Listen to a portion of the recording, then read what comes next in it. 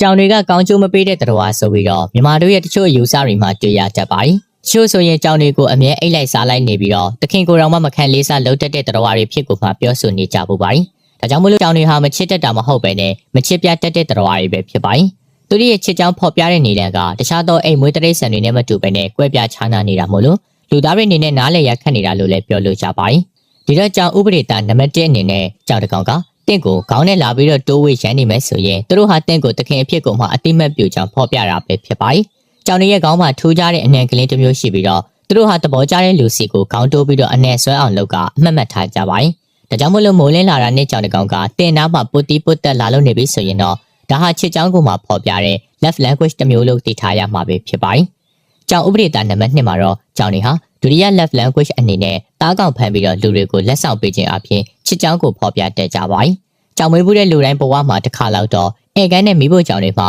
ကြောင်တွေကိုက်ချီလာတဲ့ကြွက်တွေဖားတိတွေကိုမကြာခဏကိုမြင်တွေ့ရမှာပဲဖြစ်ပါတယ်။တချို့ကြောင်တွေဆိုရင်အိမ်မြောင်နဲ့ကြွက်ပေါက်တွေကိုတော့မှအိယာကလေးနာကိုလာထတတ်ကြပါသေးတယ်။တကယ်တော့ဒါဟာဆေးရှိုးစရာမဟုတ်ပဲနဲ့ကြောင်တွေဟာသူတို့စားတဲ့အစာကိုတင်းစီကိုပြန်မျှဝေပေးခြင်းအပြင်ချစ်ခင်ကြောင်ကိုလည်းပြသတာဖြစ်ပါတယ်။ပြီးတော့တားကောင်ဖမ်းမိတာကိုပြသခြင်းဖြင့်သူတို့ဟာတခင်စီကချီကျူးတာကိုလည်းခံကျင်ကြပါသေးတယ်။သူတို့တနမှတ်တမ်းတွေရဆိုရင်တော့အဲ့ဒီလိုမျိုးကတ်ချီလာခြင်းမှာစုံငါလိုက်ရင်ကြောင်များစုဟာစိတ်တန်ရရရှိသွားတယ်လို့လည်းသိရပါတယ်။ဒါကြောင့်မို့လို့တင်းရဲ့ကြောင်လေးကမဟုတ်ကအကောင်တွေကတ်ချီလာပြီဆိုရင်တော့စုနေမဲ့အစားနွေးနွေးထွေးထွေးကိုမှကြိုးစုတင်ပါတယ်။ကြောင်ဥပဒေသားနံပါတ်3ပါဆိုရင်တော့ကြောင်တွေဟာသူတို့နဲ့ရင်းနှီးတဲ့ပတ်ဝန်းကျင်ဒါမှမဟုတ်ရင်သူတို့ရဲ့အိမ်လိုခံစားရပြီဆိုရင်ပစ္စည်းအလုံးကိုကိုချစ်တတ်ကြပါတယ်။စပွဲကျမ်းပင်နဲ့မှုရကတဲ့နဲ့ကိုချစ်လိုက်တာကလူသားတွေအတွက်စိတ်ပြည့်စရာကြီးဆိုပေမဲ့လို့ကြောင်တွေတက်ကတော့စိတ်ချလုံခြုံတဲ့အိမ်ဖြစ်ကိုမှတတ်မှတ်လိုက်တာပဲဖြစ်ပါတယ်။ဒါပြင်ကြောက်ကိုချင်းကလည်းသူတို့ရဲ့ပင်ကိုဘဝဖြစ်ပြီးတော့ဒီလိုမျိုးလှုပ်ချင်းအဖြစ်လေသူတို့ရဲ့ကြက်သားနဲ့ခန္ဓာကိုယ်ကိုတန်ပါစေပါတယ်။ဒါကြောင့်မို့လို့ကိုချစ်ရရမြင်တဲ့အခါစိတ်မတူပဲနဲ့